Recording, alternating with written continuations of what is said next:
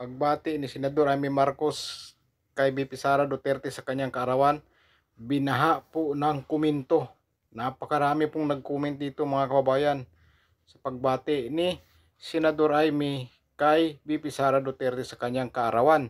Tingnan po natin dito yung reaction mga kababayan sa pagbati ng kaarawan ni Senador Amy Marcos kay VP Sara Duterte. Ang dami pong natuwa oh. Grabe po. 13,000 yung pumuso at 6,300 yung nag-like at yung nag-hug naman o yung care 769. Grabe po mga kababayan, binaha po ng reaksyon yung pagbati ni Senador Amy Marcos kay VP Sara Duterte sa kanyang kaarawan. Mukhang dumami na po yung mga nagmamahal din kay Senador Amy Marcos mga kababayan. Mula nung nagsama-sama na sila ni VP Sara Duterte, marami na pong pumupunta sa kanyang page dito. Marami na pong nagkokomento, marami na pong nagre-react. Samantala po dati, nung kapanahunan na nagkatampuhan pa silang dalawa, kapag Senador Amy Marcos mag-post tungkol sa pangampanya, grabe po ang reaksyon dito. Marami po ang tumatawa po sa reaksyon. At kukunti lang po dito yung nagko-comments.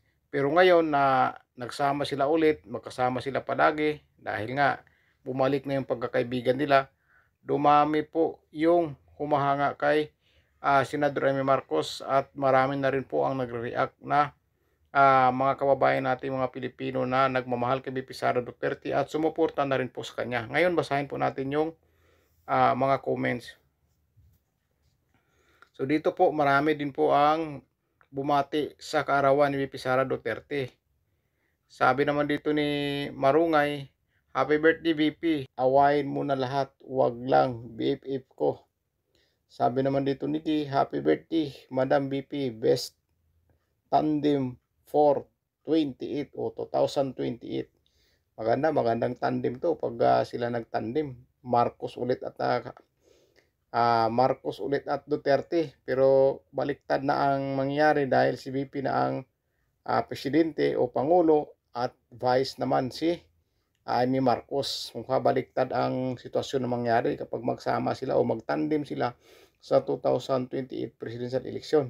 Sabi dito ni Mama, magkasundo talaga kayo, pareho kayo mga anak ng dating pangulo ng bansa natin. Yan, hanga siya. Humanga po dito si Mama Mwah.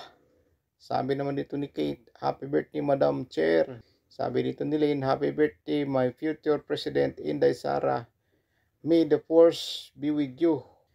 May the force be with you as a fight to show the truth and lead the nation to the brighter future. May the good Lord protect and guide you in endeavors. Well, love you VP Sara Duterte. Ganda ng komento na to. Hindi lang po pagbati, talagang gusto na niya na magiging pangulo si VP Sara Duterte. Sabi dito ni Diana, happy birthday VP Sara Duterte, God bless you always. Sabi naman dito ni Jovit, happy birthday ma'am VP Sara, Philippines needs you ASAP. Thank you Senator Ma'am Amy for taking care of your VP Sara. Sabi naman dito ni Big happy birthday pretty VP Sara Duterte, may God endow his blessing unto you. You are loved and honored by the Filipino. Keep safe always. Sabi nito ni Lily, happy birthday BP. More birthdays to come. May God bless you and your family. Amping kanunay, stay humble. Grabe po mga kababayan yung mga nag-comment dito. Hindi lang po yung pagbati ng happy birthday ang mga komento dito. Yung iba talaga dito o karamihan din dito, umaasa po na magiging pangulo si VP Sara Duterte dahil alam po natin na si VP Sara Duterte po pag-asa po ng bansa natin yan dahil yung mga bintang sa kanya o paninira sa kanya ay gawa-gawa lamang dahil marami pong mga Pilipino ang namamahal kay VP Sara Duterte at sana nga magiging pangulo po siya sa bansa natin pagdating ng susunod na eleksyon. Grabe po. Ito pa, happy birthday VP Inday Sara Duterte. I hope you overcome all challenges ahead as they will help shape and equip you to be a wonderful and great leader for our country in the future. May God continue to bless you with the qualities of true leader, strength, wisdom, and discernment. Ganda ng comment na to. Talagang marami pong nagsasabi dito na talagang future president po si VP Sara Duterte. Future president. Kayo mga kababayan, papayag po ba kayo na magtandim po si VP Sara Duterte at si Senador Amy Marcos pagdating sa 2028 presidential election?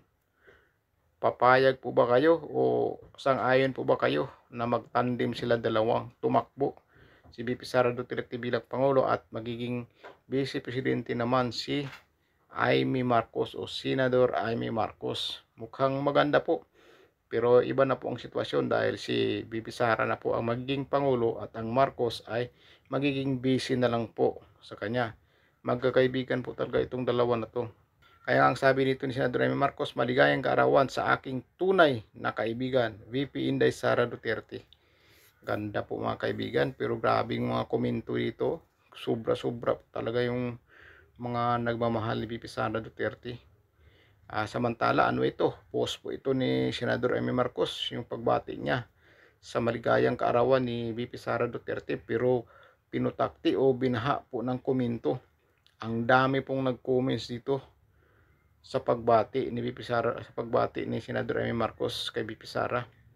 Ang dami din pong bumati. Samantala dati, di ba, naalala nyo kung sino pong pumupunta dito sa page ni Senador Amy Marcos sa panahon ng eleksyon, nung hindi pa sila nagbati ulit ni VP Sara Duterte at Senador Amy, di ba, makikita nyo dito sa mga reaction dito, makikita mo napakaraming tawa. Mas marami yung tawa kaysa like sa panahon ng nag-aaway sila.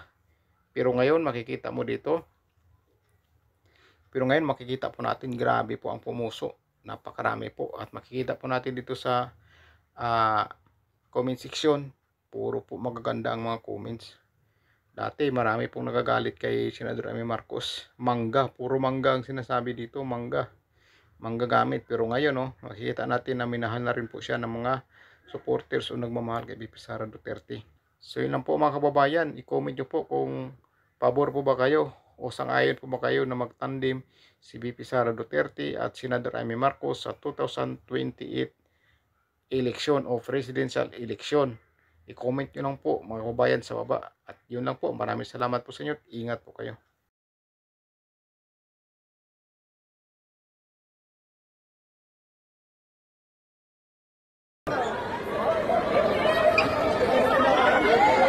Hawak lang ako, sir. Hawak lang ako. Hawak lang ako. Ma'am, padayon lang, ma'am. Ay, ma'am. Meron pa doon na dito, class 1 doon. Grabe ko yung lakad na si Beso. Masyadong social. Ikaw po, may